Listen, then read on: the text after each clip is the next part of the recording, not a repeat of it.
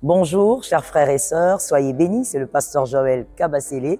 C'est un bonheur pour moi de vous annoncer une grande nouvelle. En ce mois de janvier, par la grâce de Dieu, nous allons passer 33 jours de prière. Janvier et une partie février. Roua Siloé. Oui, je viens vous annoncer cette nouvelle à partir du 20 janvier à 17h30 à l'Assemblée évangélique Nouvelle Alliance, campus de ma campagne. Nous serons pendant ces 33 jours de jeûne et de prière. Il faut bien commencer l'année et lorsque le fondement est bon, le reste par la grâce de Dieu sera excellent. Et donc je suis venu vous inviter, frères et sœurs, vous êtes sur Kinshasa, Brazzaville, vous pouvez évidemment traverser. Venez assister à ces grands moments de bénédiction, Roua Siloé. Et la thématique que nous allons développer pendant ces 33 jours, nous parlerons des précurseurs de la victoire. La victoire, c'est bon, tout le monde aime la victoire, mais il faut connaître les précurseurs de la victoire. Et donc pendant 33 jours, à partir du 20 janvier jusqu'au 22 février, nous passerons de grands moments au temple de ma campagne, des moments de restauration, de visitation, de délivrance et d'affranchissement spirituel et même au niveau de la connaissance à partir de 17h30. Donc à partir déjà de ce lundi 20 janvier, nous démarrons avec Roua Siloé. Roua, le souffle de Dieu, Siloé, l'envoyé. Lorsque l'envoyé souffle sur vous, il y a une nouvelle vie qui démarre, il y a des choses qui changent, il y a l'impact. Donc vous êtes les bienvenus, c'est un bonheur pour moi d'être avec vous pendant ces 33 jours. Nous aurons des orateurs extraordinaires qui vont partager des grands moments avec nous. De Kinshasa,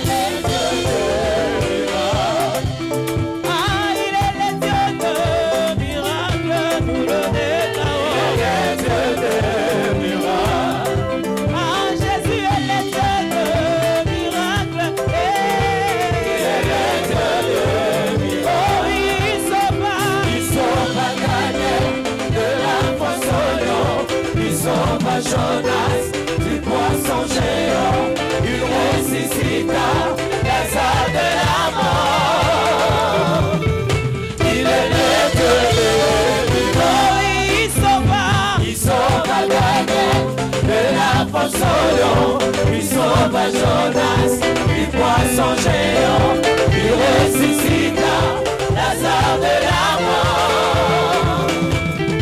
Il est le Dieu de miracles. Oh oui, il est le Dieu de miracles. Aïe aïe aïe, il est le Dieu de miracles. Et il est le Dieu de miracles, nous le chantons. Il est le Dieu de Adonai est le Dieu de prodige, le Dieu de choses folles. Il est le Dieu de miracles. Ah, il est le Dieu de prodige. Il est le Dieu de miracles. Oh, il sauva Daniel de la fosse au lion. Il sauva Jonas du poisson géant. Il ressuscita Lazare de la mort.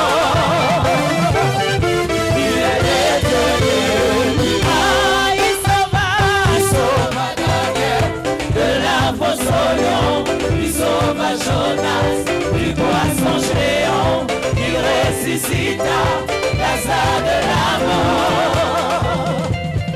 Il est le Dieu du miracles. Voilà, je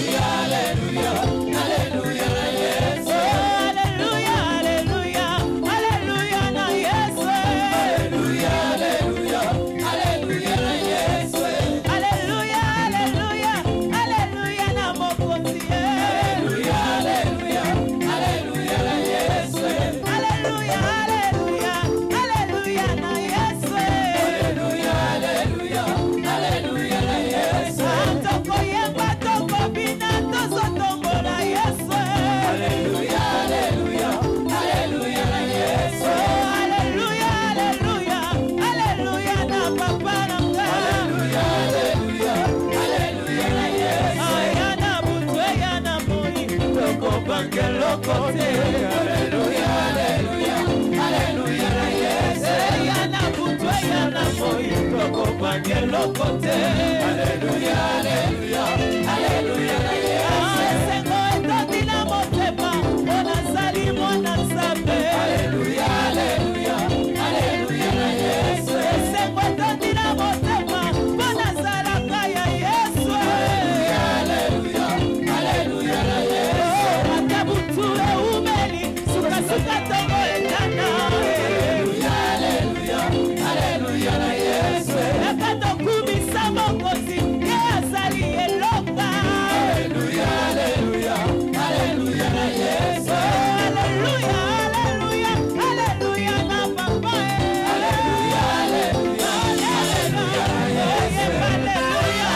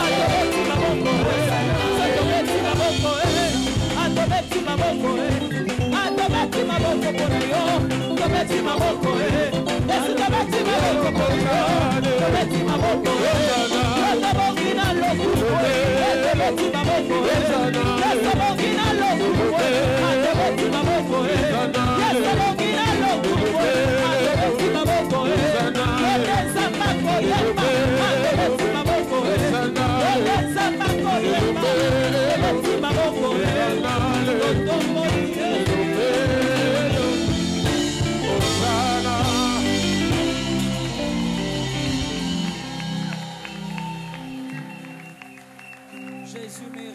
célébrations. Jésus mérite des célébrations. Célébration à Jésus. Célébration à Jésus. Célébration à Jésus. Merci Seigneur. Est-ce qu'il y a quelqu'un dans cette salle qui peut tout simplement réaliser qu'Adonai a donné une semaine nouvelle? Ce n'est pas une habitude que tu sois debout. Est-ce que quelqu'un de conscient peut célébrer le Dieu qui fait grâce à qui il veut? Il fait grâce à qui il veut. Il fait grâce à qui il veut. Merci Jésus. Gloire au Saint-Esprit. De là où tu es, qu'un circoncis conscient lève légèrement ses mains et adore Jésus. Peut-être que pour toi, c'est ta 3e adoration du jour. Peut-être qu'aussi pour un autre, c'est la toute première d'ailleurs de la journée. Depuis que tu t'es réveillé, tu n'as pas adoré Jésus. Peut-être. Alors vas-y à fond, même si c'est ta 15e adoration du jour. Que les voix s'élèvent vers celui qui est souverain. Que les voix se lèvent vers celui qui est incomparable. Que les voix se lèvent vers celui qui est fidèle. Que les voix s'élèvent vers celui qui est juste. Que les voix s'élèvent vers celui qui n'est pas un homme. Que les voix s'élèvent vers celui qui accomplit des choses grandes dans les cieux comme sur la terre. Que les voix s'élèvent vers celui qui est admirable par lui-même. Qui n'a pas besoin d'être associé à un nom pour être admirable. Que les voix s'élèvent vers celui qui n'a nul besoin de s'associer à qui que ce soit pour être puissant.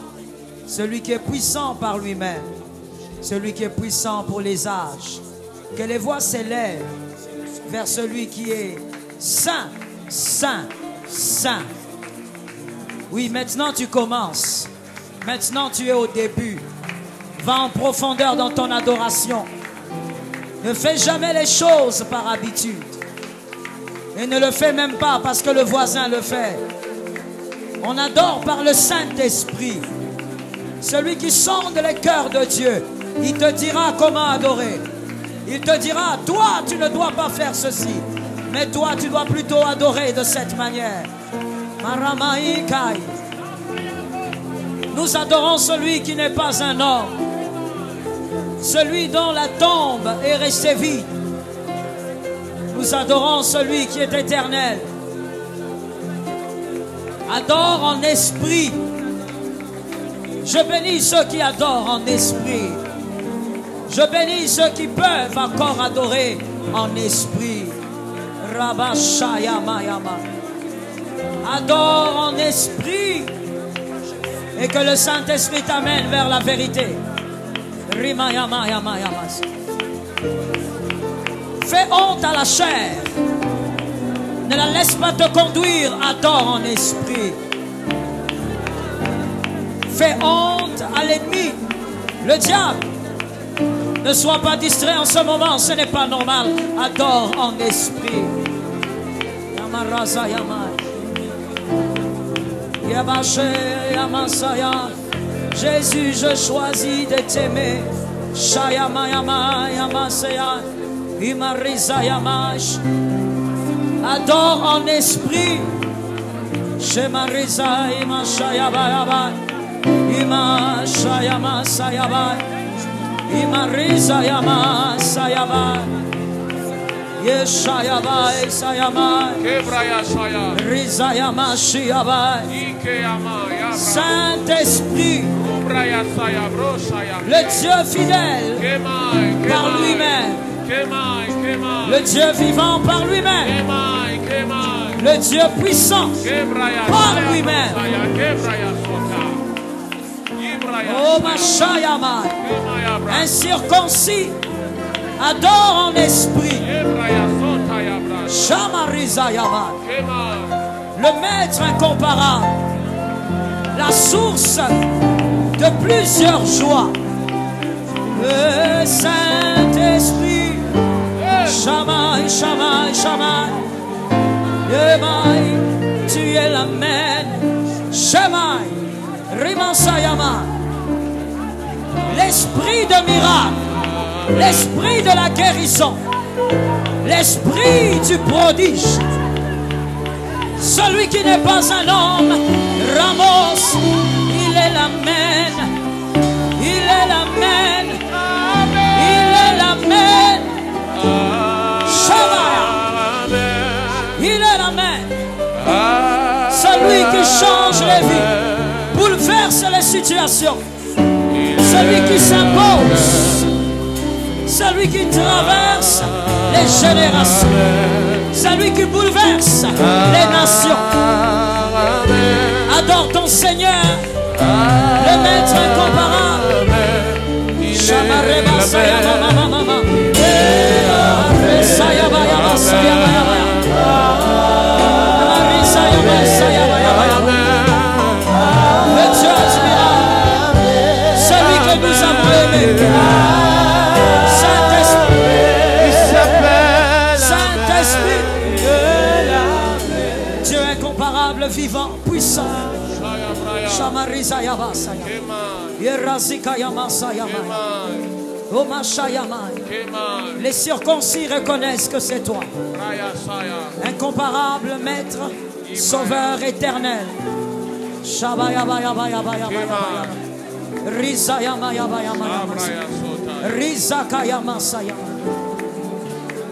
Alléluia Saint-Esprit. Alléluia Saint-Esprit. Tu es la mer.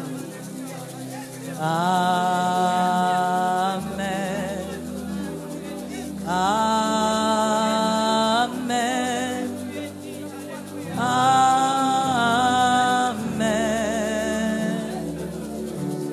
Tu es la mer. Amen.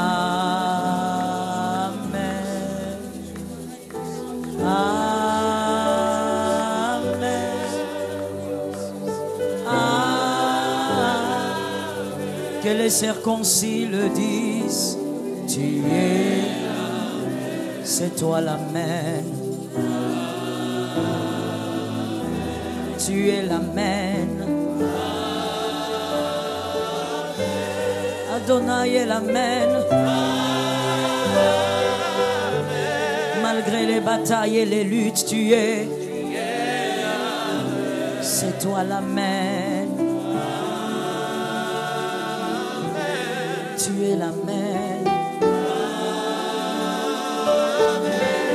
Alléluia. Les circoncis célèbrent l'amen. L'amen. Gloire au Saint-Esprit, le Dieu incomparable, la source des miracles. Es-tu en train de célébrer? Es-tu en train de célébrer? Es-tu en train de célébrer? Es-tu en train de célébrer? Je croyais que tu célébrais. Tu célèbres la mer, le Dieu des miracles. Merci Jésus. Alléluia. De là où tu es, s'il te plaît, tu vas mettre ta main droite sur ta poitrine. Tu vas prier pour la parole. Que le Saint-Esprit ce soir te parle. Que le grand enseignant te parle. Qu'il te ramène plus proche de la vérité. Qu'il extirpe le mensonge. Et que tu sois un canal de bénédiction pour ta famille. Parle au Saint-Esprit. Holy Spirit, le Dieu des miracles. Jésus, merci pour la grâce. Merci pour ce soir. Merci pour la visitation qui descend de toi. Merci Père d'impacter nos intelligences. Merci de renouveler nos intelligences. Puissant d'Israël, parle à mon frère, parle à ma soeur, parle à mon âme. Rapproche-nous de toi. Nous croyons que tu as attiré pour une volonté parfaite. Donne-nous la manne du soir par la grâce. Merci Seigneur pour ton instrument. Utilise cet instrument comme tu sais le faire. Et que Père, au travers de lui, nous puissions recevoir ce que tu nous as réservé. Au nom de Jésus-Christ. Amen. Que Jésus soit glorifié. J'aime ta foi. J'aime ta foi. Que Jésus soit glorifié. Tu as raison d'exagérer. Tu as raison. Que Jésus soit béni. Amen. Amen. Est-ce que tu peux me localiser un frère et lui dire, ce soir, c'est ta visitation? Est-ce que tu lui as dit avec foi? Localise-moi maintenant 2 autres personnes, dis-leur, l'Éternel te visite ce soir. Amen, amen, amen, amen, amen. Moi aussi je crois, je suis visitable, je suis localisable. L'Éternel nous localise ce soir. Amen. Alléluia. Amen. C'est ta famille que tu viens représenter. Alors je dis à quelqu'un, sois responsable. Amen. Non, je répète, je dis sois responsable. Tu viens représenter ta famille, personne ne la représentera mieux que toi. Est-ce que tu as vérifié, ton voisin est debout, ta voisine est debout? Est-ce qu'il est bien debout? Je parle aux responsables des familles, je dis tu es béni. L'Éternel va t'utiliser pour changer quelque chose. Amen. Nous sommes au 40e jour du jeûne. 40e? 22? Gloire à Dieu. 22e jour. Ça va marcher. Amen. Ça va marcher. Amen. Jusqu'au 22 février, ça va marcher. Amen. Que Jésus soit glorifié, qu'Adonai soit béni. Nous avons énormément été bénis la semaine passée avec le père de la maison. L'apôtre Timothée nous a arrosés jusqu'au dimanche. Nous bénissons le Saint-Esprit. Que Jésus soit glorifié. Et ce soir, je disais ce soir. Ah, c'est ce soir. Est-ce que quelqu'un m'a entendu? Je disais c'est ce soir. Fais-moi confiance, c'est ce soir. Tu sais que moi, j'aime pas les façons. Ce soir, l'Éternel nous fait grâce. Alors, ce soir, nous serons bénis et la parole vient de la Côte d'Ivoire. Gloire à Jésus. La parole nous vient de la Côte d'Ivoire. Nous sommes bénis. Écoute-moi, mon frère. Celui qui va te parler ce soir, moi je le connais, mais je me dois de te le présenter. C'est le pasteur Patrick Désiré Okubo, marié à Yolande Fétor Okubo, gravement marié, sans intention de divorcer. Il est père. Il est père biologique de 5 enfants. Et il est père spirituel de plusieurs enfants.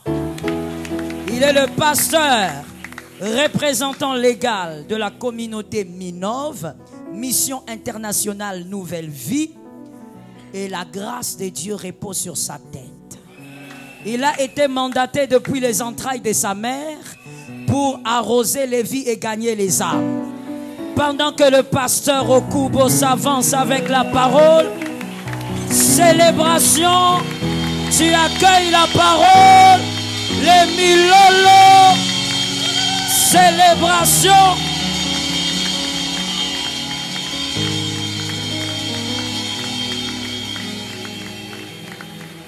Alléluia. Je crois que tu peux faire mieux que ça. Tu peux faire mieux que ça pour Jésus.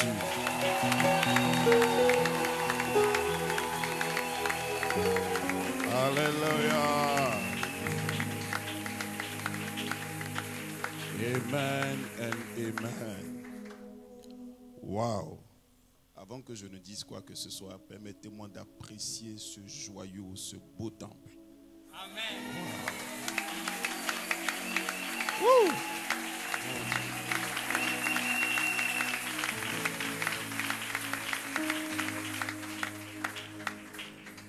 Avant d'aller au ciel, c'est important de passer ici d'abord. Pour ne pas être dépaysé au ciel. Parce que si tu arrives au ciel sans avoir vu ça, tu peux être dépaysé. C'est magnifique. Bravo maman, acclamons le Seigneur pour sa servante.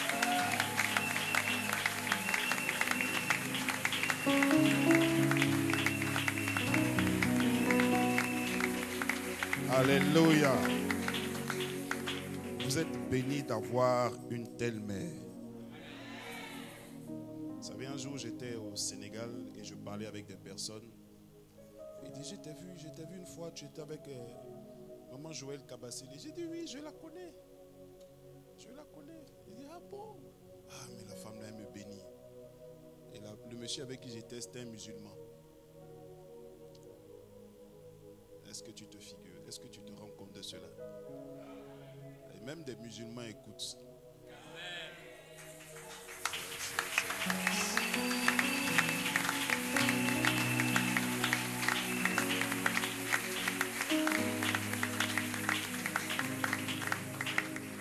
Sans exagération, aujourd'hui c'est la femme la plus écoutée dans la francophonie.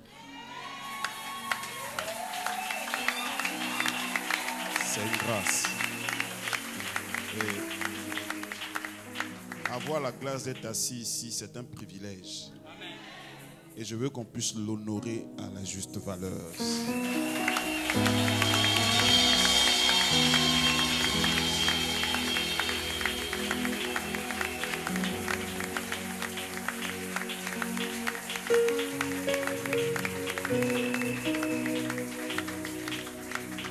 Bénir, bien sûr, l'apôtre, le père de la maison, un homme de foi. Amen.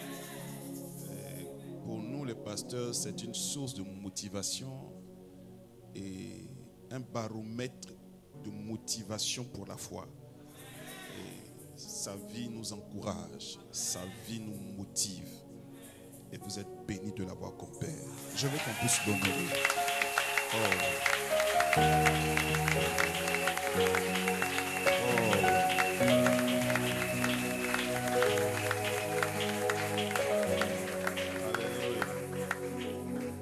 Si la personne qui est à tes côtés ne l'acclame pas bien, c'est une personne qui est suspecte.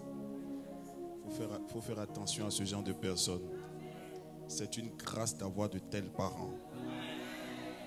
Vous savez, quand Dieu veut bénir son peuple, l'une des choses qu'il fait, il te donne de bons pasteurs. Et ce n'est pas en vain, ce n'est pas quelque chose de fortuit, ce n'est pas quelque chose qu'il faut prendre à la légère. C'est une grâce et une bénédiction d'avoir bon pasteur.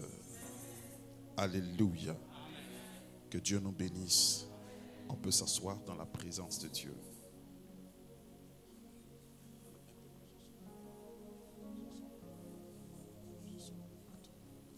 Alléluia.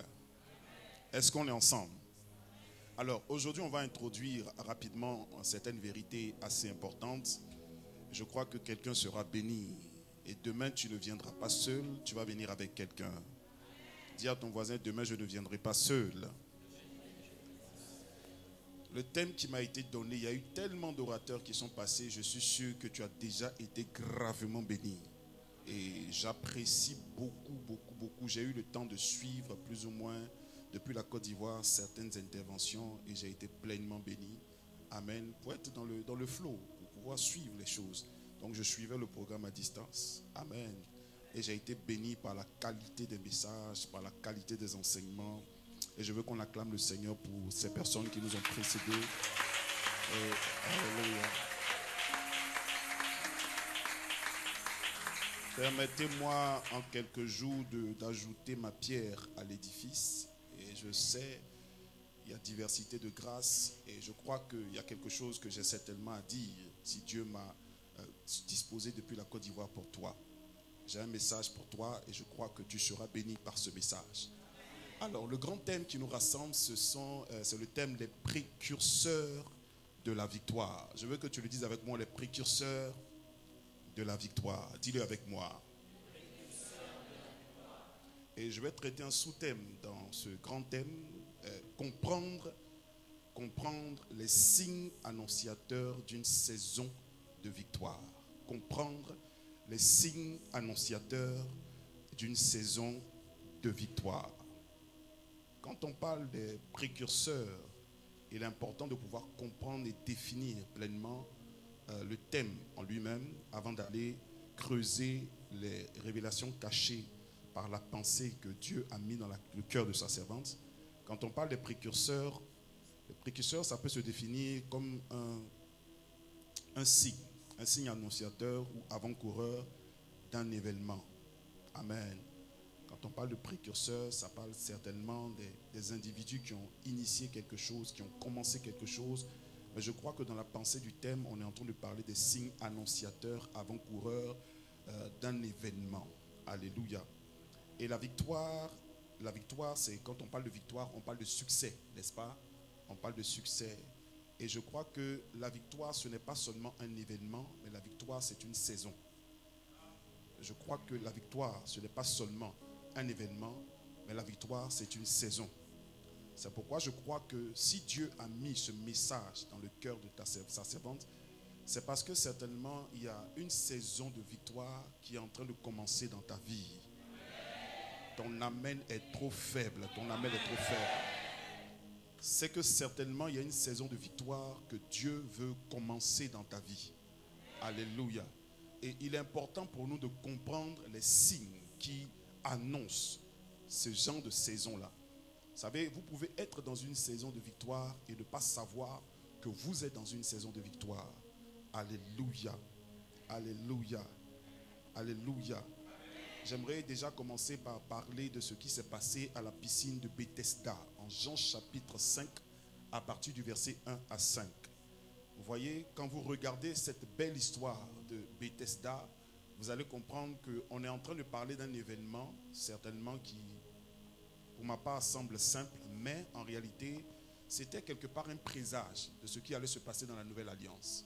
Voici un lieu dans lequel il y a des individus qui sont rassemblés, plusieurs personnes comme aujourd'hui, et il y a une piscine. Il y a une piscine qui est là. Et cette piscine-là, elle a une particularité. La particularité de cette piscine, c'est que normalement, quand il n'y a pas d'événement, quand il n'y a pas l'ange à l'intérieur de la piscine, rien de spécial ne peut se produire. C'est une piscine dans laquelle on peut se laver normalement. Certaines personnes utilisaient même l'eau et rien ne se produisait. Mais lorsque l'ange descendait dans la piscine, automatiquement, les choses changeaient automatiquement. Les choses étaient automatiquement modifiées. Alléluia. Quand l'ange descendait dans la piscine, la première personne à descendre dans la piscine recevait automatiquement un miracle. Alléluia. Et c'est la même chose. Quand une saison arrive, cette saison-là, elle vient pour donner la possibilité à quelqu'un de changer le cours de sa vie. Mais vous pouvez être dans un environnement dans lequel l'ange arrive et puis rien ne se produit dans votre vie. Regardez par exemple cet homme qui était assis à cette même piscine depuis 38 ans. 38 ans. Je ne sais pas si tu te rends compte de cela. 38 ans. On ne parle pas de 38 jours. On ne parle pas de 38 semaines. On ne parle pas de 38 mois. On parle de 38 ans. Depuis 38 ans, il est là. Et je suis sûr que certainement, il n'était pas le plus ancien là. Il y avait des gens peut-être qui étaient là depuis 50 ans. C'est à lui que Dieu a fait grâce. Et comme Dieu te fera grâce aussi dans ce jour, au nom de Jésus. Depuis 38 ans, il était là, il attendait que l'ange descende. Et quand on lui pose la question de savoir, mais pourquoi est-ce que tu n'es pas guéri? Il dit non, en réalité, je suis là, mais il n'y a personne pour m'accompagner dans l'eau. Vous voyez, il y a des personnes qui ont toujours la mentalité d'attendre les autres pour devenir ce qu'ils doivent devenir. À un certain moment, quand vous comprenez que la saison est en train de changer, vous devez avoir le discernement et la sagesse pour pouvoir rentrer dans la saison. Il peut y avoir une période de miracle, une période de grande bénédiction, une période de prodige que Dieu annonce dans ta vie. Mais si tu n'as pas la sensibilité pour saisir ces choses-là, tu peux rester là et puis vivre autour de toi, passer ton temps à être spectateur des personnes qui reçoivent des choses de la part de Dieu. Passer ton temps à observer les autres être en train de bénir. C'est comme une fille qui est toujours à l'église, elle est la meilleure, elle a eu son master en, je ne sais pas quoi, en demoiselle de compagnie. C'est-à-dire, chaque fois, c'est elle a dans sa garde-robe la liste de tout, ou bien le nombre de vêtements bien alignés de toutes les sœurs qui se sont mariées à l'église. Mais elle n'a jamais eu l'expérience de cela. Moi, je suis venu dire à quelqu'un en ce jour que tu ne vas pas passer ton temps à être observateur des miracles des autres. Le temps est arrivé où tu dois, toi, maintenant, saisir ces saisons qui changent. Parce que dans la vie de chaque personne, Dieu crée des saisons favorables. Et je crois que cette saison est arrivée pour toi. Si tu te tiens debout, que tu dis Amen plus que ton voisin, cette parole est pour toi. L'une des vérités à savoir dans les saisons, c'est que les saisons sont cycliques. Les saisons sont cycliques. Elles sont cycliques. Vous allez voir Dieu qui parle à Abraham. Il dit l'année prochaine, à la même date, à la même époque. Et vous allez voir cette phrase revenir très souvent. En d'autres termes, quand vous ratez une période, une saison dans votre vie, elle peut revenir. Le problème, c'est qu'on ne sait pas exactement quand est-ce qu'elle reviendra. C'est pourquoi c'est très dangereux pour une personne de rater une saison de victoire. C'est très dangereux pour toi. Il y a des personnes qui ont raté les saisons de leur mariage, qui ont raté les saisons de leur promotion, qui ont raté les saisons de leur travail, et après qui finissent par mordre leurs doigts. Vous avez des personnes qui sont à l'église depuis des années, mais qui n'ont pas de changement. Le problème, ce n'est pas la durée que tu as passée à l'église. Le problème, c'est ta sensibilité à discerner les changements dans l'église. Parce qu'il y a un dimanche comme d'habitude qui ne sera pas un dimanche habituel, dans lequel il y a une onction et quelque chose que Dieu a disposé pour toi. Et si tu n'es pas sensible à saisir ce que Dieu veut te libérer, tu peux rater. Et puis attendre le prochain cycle de la visitation. Quelqu'un avec moi? Quelqu'un avec moi? Je prie au nom de Jésus que tu ne rates pas les saisons de ta visitation. La Bible dit en Luc chapitre 19 au verset 44. Ils te détruiront. J'ai dit Luc chapitre 19 verset 44. Ils te détruiront, toi et tes enfants, au milieu de toi. Et ils ne laisseront pas en toi pierre sur pierre. Parce que tu n'as pas connu le temps où tu as été visité. Il y a des personnes qui n'ont pas connu le temps dans lequel ils ont été visités. Aujourd'hui, tu es en train d'attendre. Bien aimé, ce n'est pas que Dieu ne t'a pas visité. C'est parce que tu n'as pas discerné le temps où la visitation est arrivée. C'est parce que tu n'as pas discerné. Peut-être qu'il y a 10 ans, 20 ans. J'ai un ami prophète qui était en train de prophétiser sur une personne. Je peux descendre? C'est possible? Je vais être à l'aise avec toi, n'est-ce pas? Est-ce qu'on peut aller ensemble? Voici ce qui va se passer. Il y a un ami prophète qui était en train de prophétiser sur la vie d'une sœur. Et la sœur, elle priait pour son mariage. Je prie que ce que je vais dire ne soit pas ta part. Que ton amen soit bien fort pour que cela se manifeste dans ta vie. Regardez ce qui va se passer. Il est là, il priait. Et Dieu lui dit, la sœur qui est en train de prier là, elle ne peut plus se marier. Dieu dit, mais Seigneur, comment ça? Il dit, mais on a prié. Dieu dit, non, c'est fini. Parce que son mari est mort. Son mari est mort comment? Et Dieu lui dit, demande-lui qu'est-ce qui s'est passé à Boaké. Et puis il lui pose la question, mais qu'est-ce qui s'est passé à Boaké? Boaké, c'est une ville chez nous en Côte d'Ivoire. Il dit, qu'est-ce qui s'est passé à Boaké? Elle dit, à Boaké, oui, j'ai vécu à Boaké. Il dit, dans ta maison à Boaké, en face de chez toi, il y avait un gendarme. Elle dit, oui. Il dit, tu n'as pas compris que tu aimais ce gendarme de manière extraordinaire? Elle dit, oui, je l'aimais. Mais il dit, le monsieur t'a dragué, il est venu vers toi, il t'a fait la cour, mais tu as refusé. Tu te rappelles? Elle dit, oui. C'est parce qu'il n'avait pas beaucoup d'argent, je cherchais quelqu'un qui avait l'argent. Et voici ce qui va se produire. Cette femme-là va se retrouver dans des positions où elle va laisser ce monsieur-là. Et plus tard, le monsieur, dans les situations de guerre qui se sont passées en Côte d'Ivoire, va mourir. Va mourir. Et elle continue à prier pour son mariage. Prier pour son mariage. Prier pour son mariage. Et Dieu lui dit, ton mari est mort. Je prie pour quelqu'un qui m'entend. Que cela ne soit pas ta part. Et pendant qu'il était en train de parler, Dieu lui a dit, je suis le Dieu de la seconde chance. Je suis venu ce soir avec un mandat divin de la part de Dieu. Pour dire à quelqu'un que le temps de la seconde chance est arrivé. Si tu dis cette fois amen plus fort que ton voisin, tu prends la parole.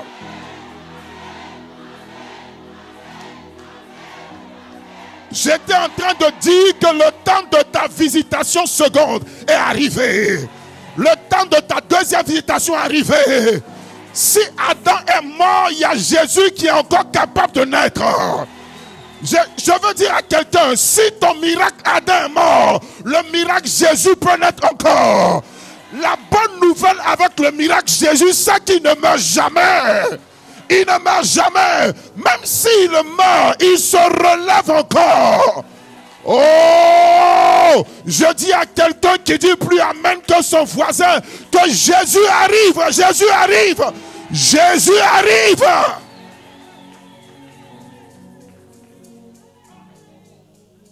Parce que simplement elle avait raté. Écoutez-moi, j'ai compris que souvent on pleure pour des personnes qui ratent certaines choses. Chaque fois que tu prieras pour demander quelque chose à Dieu, ne t'attends pas forcément que quelque chose d'extraordinaire vienne. Il y a des sœurs qui ont demandé des hommes prospères. Mais Dieu ne t'a pas donné un homme prospère, mais un homme qui avait en lui certaines idées qui allaient le rendre prospère. Mais le problème, c'est que tu as négligé ce monsieur-là parce qu'il n'était pas le produit fini. Quand Dieu veut bénir une personne, il ne lui donne pas la chose, mais il lui donne la semence de la chose. Je dis à quelqu'un ce soir que la semence de ton miracle est déjà disponible.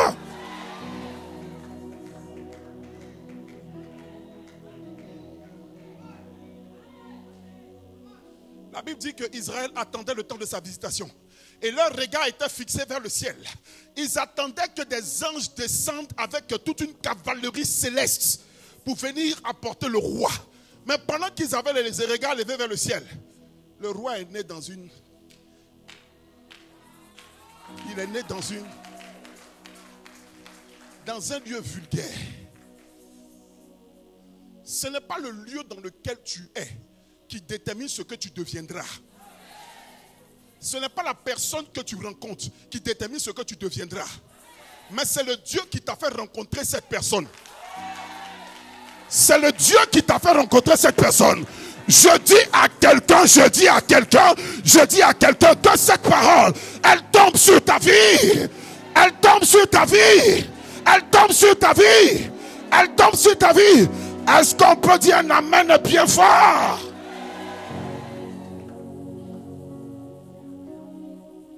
Le problème de certaines personnes, c'est qu'ils se disqualifient. Le temps de la visitation arrive. Le temps de la victoire arrive, mais ils se disqualifient. La Bible nous parle, dans le livre de Matthieu, au chapitre 25, de 10 vierges. Elles étaient tous les mêmes. Vierges. Mais elles se sont disqualifiées. Je prie que tu ne te disqualifies pas. Je prie que tu ne te disqualifies pas. Que tu ne te disqualifies pas.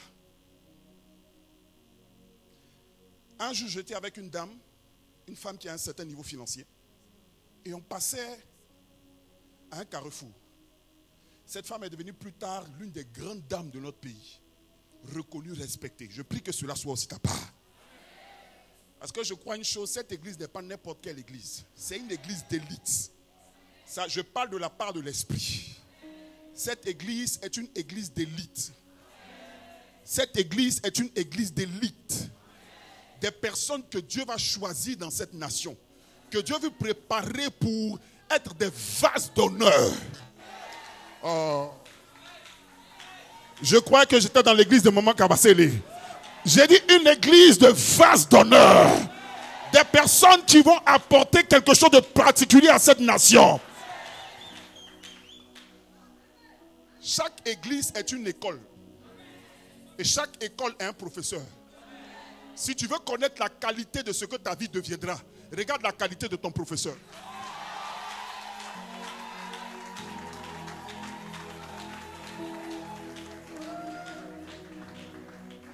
Revenons à la parole.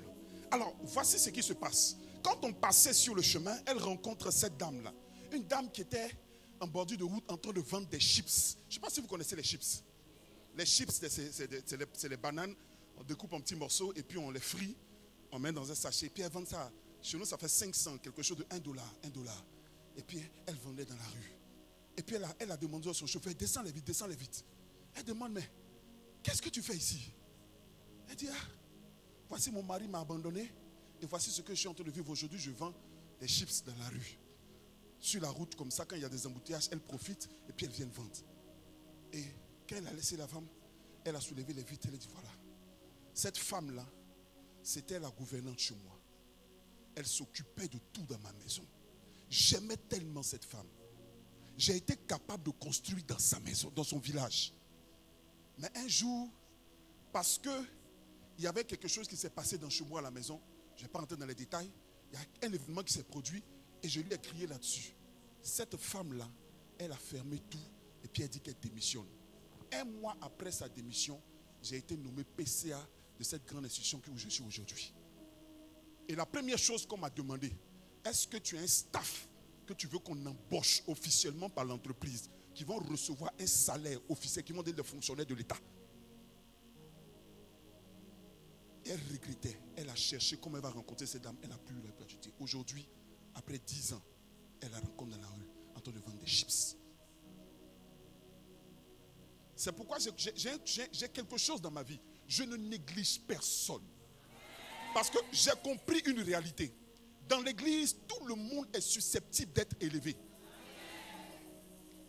L'église est une plateforme dans laquelle Dieu peut prendre des gens de la poussière et les faire asseoir à la table des rois.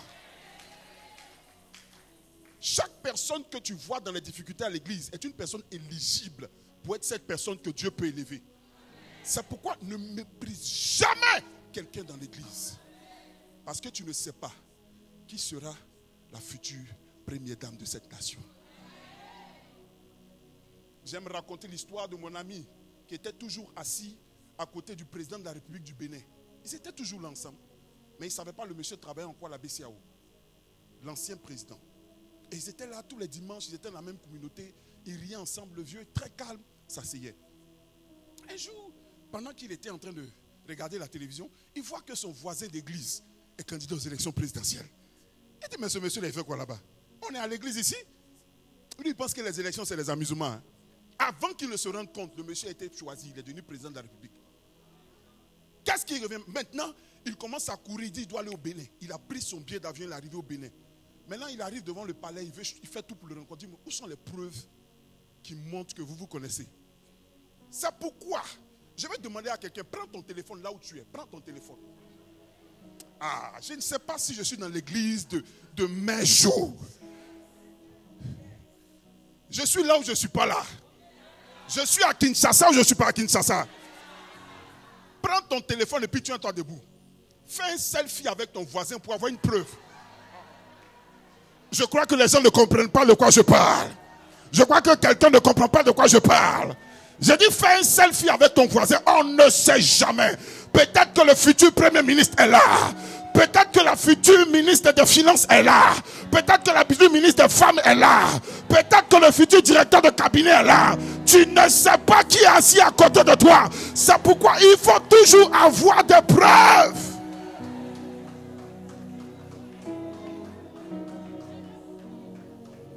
On se comprend ou on ne se comprend pas? C'est pourquoi quand vous partez à l'école, le professeur ou le maître a toujours cette culture. Il prend tous les élèves, il les met, il dit faites des photos. Et souvent les gens disent voilà le président. On est dans la même classe, le voilà. Il faut une preuve. Est-ce que tu peux dire à 3 personnes, ne méprise jamais quelqu'un, ne méprise jamais. Dis-le à 3 personnes.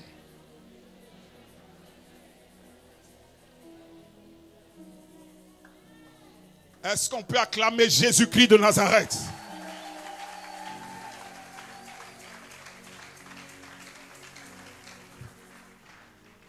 Alors, il y a certaines personnes qui ont l'habitude de dire qu'il n'existe pas de saison particulière. Moi, je crois qu'il existe des saisons particulières. Moi, je crois. Je crois qu'il y a des saisons qui ne sont pas la même chose que toutes les autres saisons. C'est pourquoi la Bible dans l'Ecclésiaste, il y a un temps pour toutes choses. Donc moi, je crois qu'il y a des jours où il est plus facile d'être élevé que d'autres jours. Le problème, c'est que souvent, on n'arrive pas à reconnaître les signes qui annoncent ces périodes-là. C'est pourquoi je crois une chose. Dans ce 21e siècle, le don le plus important, c'est le don de discernement. Le don de discernement. Parce qu'on est dans une réalité où aujourd'hui, on ne sait pas qui est qui fait quoi et qui va où. Et pour pouvoir reconnaître les saisons de ta vie, il te faut un discernement. Le discernement te permet de savoir que telle personne que Dieu envoie dans ta vie est une personne particulière.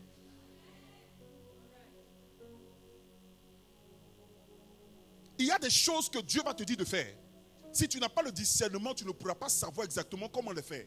Le discernement au 21e siècle, dans ces temps de la fin, est le don le plus important.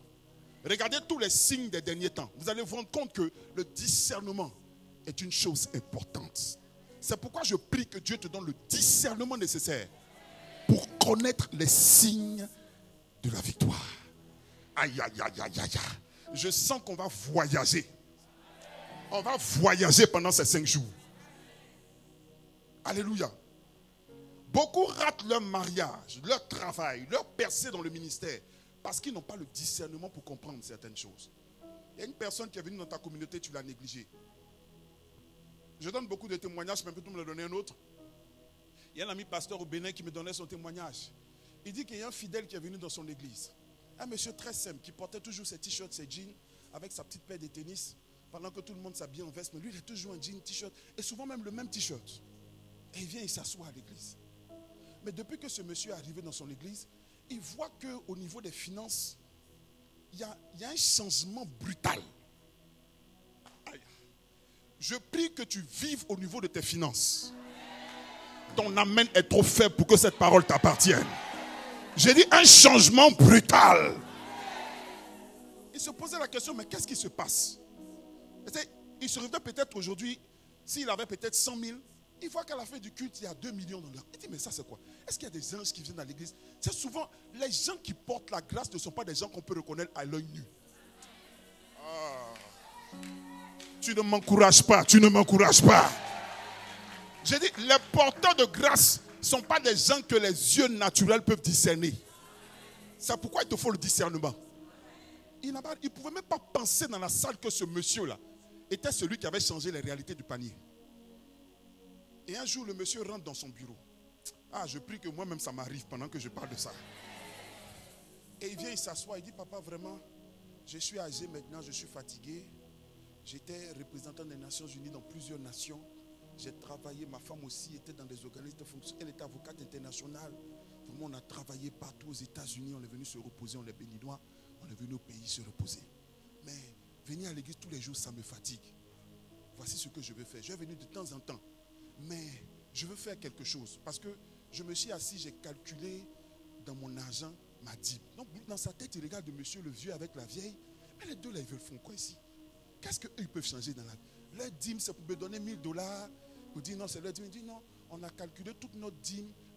On a estimé qu'on a encore 25 ans à vivre. On a estimé ça. Et dans les 25 ans qui nous restent à vivre là, on a calculé la dîme de ce qu'on gagne chaque mois et on veut la verser en une fois.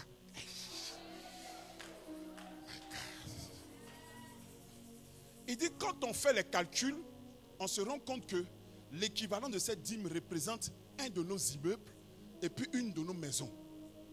Et le pasteur dit, mais attendez.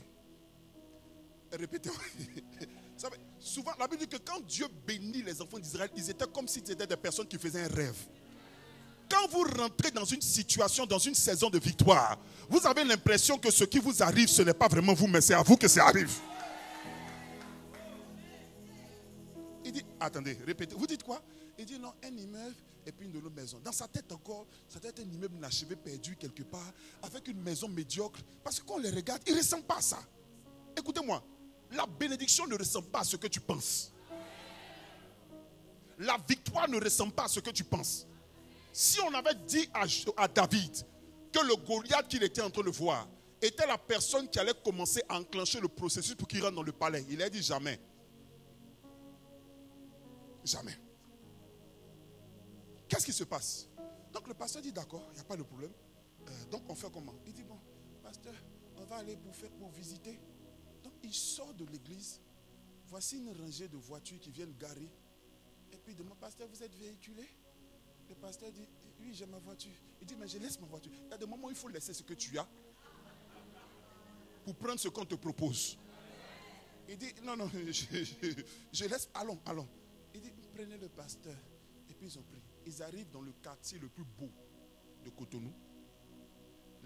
Dans une cité où la femme du pasteur vendait des beignets. Elle vendait des beignets. Elle a fait une prière un jour. Pendant qu'elle était assise au carrefour en vendant des beignets, il y a une femme qui passait à sa voiture. Et puis l'eau est versée sur elle. Et puis elle a dit, Seigneur, quelle humiliation. Je prie, Père, que tu me lèves. Le jour que tu vas m'élever, un jour je serai aussi voisin de cette femme-là. Elle a lancé cette prière sans savoir que Dieu avait saisi cela. Il y a des prières qu'on fait souvent, on n'a pas l'impression que Dieu l'a entendu. Je ne sais pas si je suis au Congo. Je ne sais pas si je suis au Congo. Il y a des prières qu'on élève souvent, on ne sait pas que Dieu a entendu cela. Dieu a pris la prière et il l'a matérialisé dans un temps de victoire. Le monsieur les conduit dans la maison, il voit un domaine dans lequel il y a 24 chambres. Le pasteur dit, il est là, il tremble sur lui comme ça. Il ne sait pas si c'est vrai, s'il va se réveiller, si c'est un songe dans lequel quelque chose va se passer.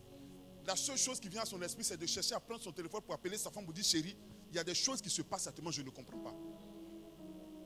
Le monsieur dit, pasteur, c'est cette maison-là. Je ne sais pas si elle vous plaît, sinon il y a une autre. Le pasteur dit, c'est bon. C'est plus la peine. Il a pris la maison. Il dit, ok, on va partir à l'immeuble. Il s'en va voir l'immeuble. C'est l'un des immeubles les plus beaux voici l'immeuble ici. Bon, comme il y a les locataires, on ne peut pas rentrer. Mais pasteur, c'est ici, ça vous plaît? Il dit oui, ça me plaît. Ça me plaît. Et c'est comme ça qu'ils viennent et puis ils rentrent. Le monsieur fait les papiers. Il dit, pasteur, je vous ai testé. Souvent Dieu te teste, mais tu te disqualifies. Comment le monsieur l'a testé? Il dit, pasteur, je vous ai testé. Je suis parti dans plusieurs églises avant vous. Chaque fois que je remettais de l'argent dans les caisses de l'église, je me rendais compte que l'église ne changeait pas. Je ne sais pas si quelqu'un comprend. Je sais pas si l'église ne changeait pas, mais le pasteur changeait de vêtements. Le pasteur changeait de voiture. J'ai essayé une deuxième fois, l'église ne change pas. Et je suis parti dans plusieurs églises. Je suis arrivé chez vous. La première fois que j'ai fait mon offrande, les chaises de l'église ont changé. La deuxième fois, l'environnement a changé. Vous avez climatisé l'église. La troisième fois, je vois que l'église est en train de s'embellir. Je dis, voilà quelqu'un chez qui je peux donner. Souvent, Dieu a envoyé des personnes vers toi, mais ton mauvais caractère t'a disqualifié.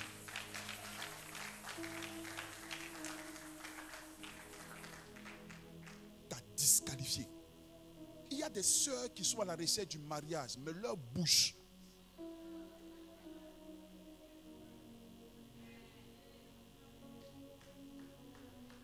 J'ai compris que le plus puissant diable dans la vie de certaines personnes, ce n'est pas le diable, mais c'est leur bouche. Ta bouche a chassé certaines personnes autour de toi. Le frère te dit bonjour.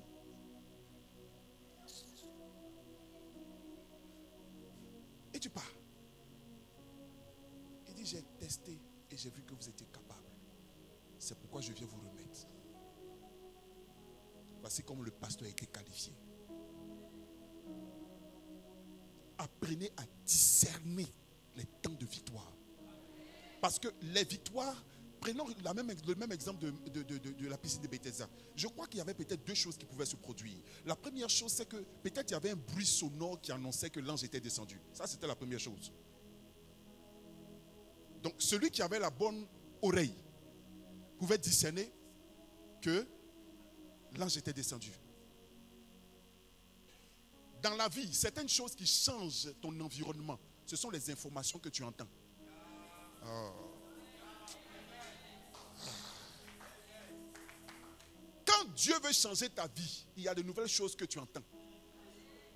Ta manière de gérer ce que tu entends te donne de vivre ce que tu dois vivre. Je disais à Cité Verte que Dieu ne t'a pas donné deux bouches pour que tu parles moins. Il t'a donné deux oreilles pour que tu entendes mieux.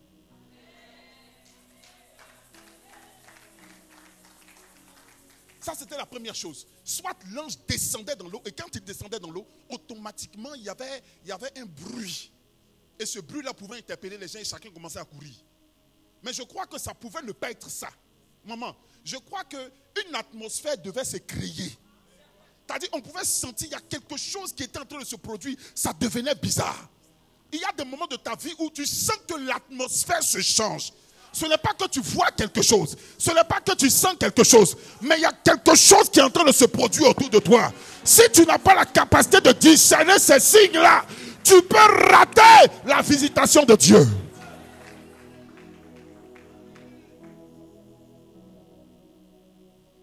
Je crois que c'était une atmosphère qui se créait. Souvent dans l'église, tu sens que l'atmosphère n'est pas la même que tous les jours. C'est les mêmes prédications, mais ce n'est pas la même atmosphère. C'est pourquoi les chrétiens qui ont l'habitude de rater les cultes ratent quelque chose d'important. Souvent, l'ange pour toi, il vient un jour, et ce jour, tu n'es pas au culte. Oh. Tu n'es pas là. Comment un programme comme celui-là, toi, tu te permets de rater le culte, et tu vas écouter en ligne. La bénédiction ne te trouvera pas en ligne. Parce que l'ange est venu pour toi. Il t'atteint ici. Il y a des choses que souvent on ne comprend pas. Je crois que peut-être une atmosphère se créait. Continue à jouer. Donne-moi une note prophétique, quelque chose comme ça. On va voyager dans ces jours. On va voyager. Il y a une atmosphère qui se créait. on pouvait sentir qu'il y a une présence de Dieu qui envahissait le coin. Souvent tu es là, tu sens que ton sommeil te quitte. Tu ne comprends pas, tu penses que la nuit, non, j'ai des insomnies, tu t'en prends des comprimés pour dormir. Tu ne comprends pas, tu ne comprends pas, tu ne comprends pas que Dieu est en train de te dire qu'une atmosphère, le miracle est en train de venir. Le temps est là pour toi maintenant pour que tu commences à prier. Toi, tu penses que non, tu as des insomnies, tu vas à l'hôpital. Non, c'est souvent les signes qui annoncent une nouvelle saison dans ta vie. Une nouvelle saison dans ta vie. Une nouvelle saison dans ta vie. Maman, il y a certaines personnes, quand ça se produit, c'est là, ils prennent leur Facebook et puis ils commencent à regarder. Ils cherchent un film pour chercher le sommeil. Mais les hommes spirituels, quand ça se produit comme ça, l'ondi brau de sukata, makata baga zubraka, rebobo sikataba, radadobo shataba, rekata baba soto, radodododo, reketa babate, radadada, rada.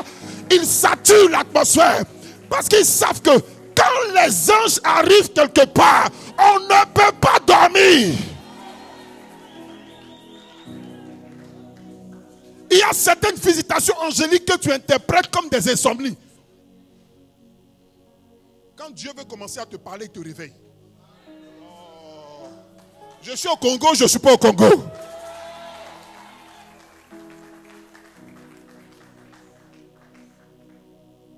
Il te réveille. Je vais développer cela quand je vais parler des signes sensoriels qui annoncent les temps de victoire. Mais pour entendre ça, il ne faut pas que tu rates un seul jour. Aujourd'hui, je vais parler des signes physiques qui vous montrent qu'il y a un temps de victoire qui arrive. Tu es prêt à voyager? Tu es prêt à voyager? Le premier signe qui te montre que tu es en train de rentrer dans une saison de victoire. Tu es prêt à le recevoir? Est-ce que ton cœur est ouvert? Est-ce que ton cœur est ouvert? Si ton cœur est ouvert, mololo, mololo, mololo.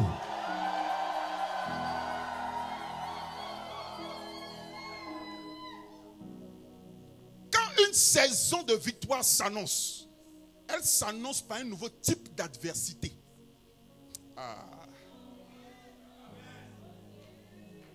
Écoutez-moi. Souvent, vous vivez dans votre vie un certain type d'adversité. Mais quand vous rendez compte qu'il y a un shifting dans la qualité de vos adversaires, il faut que vous compreniez automatiquement qu'il y a un temps de victoire qui est en train de s'annoncer. J'explique. Quand vous êtes à l'école, qui a fait le CP2? Bon, chez nous, le CP2, je ne sais pas combien ça fait ici. Qui a fait le bac ici?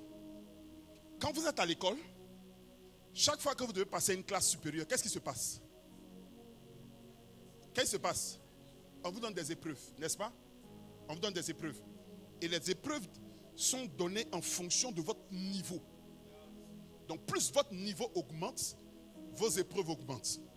Donc chaque fois qu'il y a un changement d'adversité, un changement de défi dans votre vie, comprenez que vous êtes en train de passer à une autre phase. Je vais asseoir cela bibliquement. Prenons le livre de 1 Corinthiens chapitre 10. La Bible dit, 1 Corinthiens chapitre 10 verset 13. Vous allez comprendre une vérité, on a l'habitude de le lire, mais on n'a pas compris ça pleinement dans cette pensée-là. 1 Corinthiens chapitre 10 verset 13. La Bible dit quoi? Aucune tentation ne vous est survenue qui n'ait été humaine. Et Dieu qui est fidèle ne permettra pas que vous soyez tentés au-delà de vos forces. Mais avec la tentation, il prépara aussi le moyen d'en sortir. Le problème, c'est que nous regardons la tentation, mais nous ne regardons pas que Dieu s'est rendu compte que nos forces ont augmenté pour être capable de faire face à ce type d'adversité. Aucune tentation ne viendra, ne permettra que ça vienne, ne permettra pas que vous soyez tentés au-delà de vos forces. C'est-à-dire que quand Dieu se rend compte que ta force a augmenté, il augmente la tentation. Donc, ton problème, ce n'est pas de regarder la tentation, mais c'est de regarder la confiance que Dieu a en toi, de t'envoyer ce genre d'adversité. Dieu te fait tellement confiance qu'il a augmenté le niveau. C'est-à-dire quoi? Ça veut dire que ton niveau a augmenté.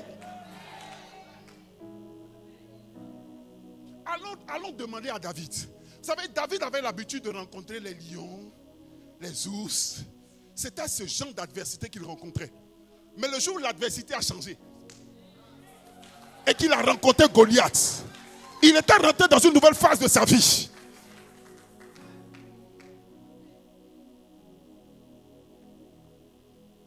Quand Dieu se rend compte que tu as trop duré à un niveau, il élève le niveau. Je vois le niveau de quelqu'un augmenter. Je vois le niveau de quelqu'un augmenter. Je vois le niveau de quelqu'un t'élever. Je vois le niveau de quelqu'un t'élever. Goliath n'est pas ton problème. Goliath est l'argument que Dieu a choisi pour t'élever à un autre niveau. C'est pourquoi, quand David est venu voir Goliath, il ne voyait pas Goliath comme un problème. Il voyait Goliath comme la dot qu'il n'avait pas. Je répète, Goliath, David ne voyait pas Goliath comme un problème. Il voyait Goliath comme la dot que lui n'avait pas. Parce qu'il n'avait pas le moyen pour marier une femme. Donc il dit, attendez, mais celui qui gagne ce monsieur-là, on lui donne quoi? Parce que je suis sûr d'une chose, je peux vaincre ça. C'est pourquoi ton niveau de performance de la vie dépend de tes préparations antérieures. Qu'est-ce que tu as été capable de faire avant? Pour que lorsque le temps de la victoire arrive, tu puisses être capable de relever le défi. David dit, moi j'ai trouvé ma dot. C'est ma dot. Je l'ai trouvée. Et il commençait à danser. Ses frères disent, tu es fou? Tu n'es pas allé à l'école? Tu n'as pas de formation militaire? Tu connais ce monsieur-là? C'est un monsieur prêt. Il est formé. Écoutez-moi. Tu n'es peut-être pas allé faire un master ou un doctorat, mais Dieu t'a préparé à l'école de la vie. Il y a des diplômes qu'on a dans l'école de la vie qui sont supérieurs aux diplômes universitaires. Il y a des gens qui ont des diplômes universitaires mais qui n'ont pas la capacité de gérer les réalités de la vie. L'intelligence n'est pas seulement intellectuelle, l'intelligence peut être émotionnelle. L'intelligence, la capacité de relever les défis. Lorsqu'on tombe, de se relever toujours.